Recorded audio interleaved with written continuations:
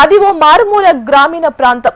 3 రాష్ట్రాలకు సరిహద్దు ప్రాంతమైన మండల కేంద్రంలో పలుకుబడి ఉన్న రైతు గత 2 సంవత్సరాల క్రితం గుండెపోటుతో మరణించాడు. అతడికి ఉన్న ఏకైక పుత్రిక అలక, భర్త ప్రవీణ్ కుమార్లు కలిసి వాళ్ళ నాన్న జ్ఞాపకార్థం తమ స్వంత భూమిలో ఏకంగా సిలికాన్ విగ్రహం నెలకొల్పి ప్రాణాన్ని పోశారు. ఆ వ్యక్తి మళ్లీ జీవించి ఉన్నట్లుగా చేసి అందరి మనస్సును దోచేసుకుంటున్నారు. ఈ భార్య భర్తలిద్దరూ ఇది కామారెడ్డి జిల్లా జక్కల్లోని డొంగ్లీ మండల కేంద్రంలో జరిగింది.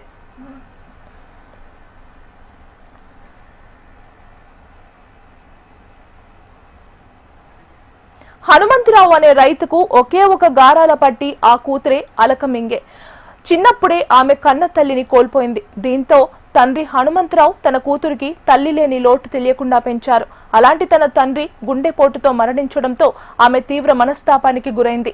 తన మనసులో మెదిలిన ఆలోచనతో తండ్రిని చిరకాలం తనతో ఉండేలా విగ్రహం ఏర్పాటు చేద్దామని నిర్ణయించుకుంది.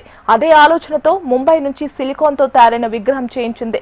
సుమారుగా 12 లక్షల ఖర్చుతో తయారు చేసిన ఈ విగ్రహం తయారీకి 14 నెలలు పట్టిందని చెబుతున్నారు.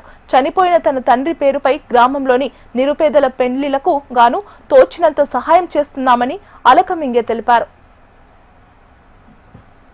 మేము రీసెంట్గా నాన్న స్టాచ్యూ చేయించడం జరిగింది. సడన్గా నాన్న స్ట్రోక్ వల్ల దూరం అయిపోయారు.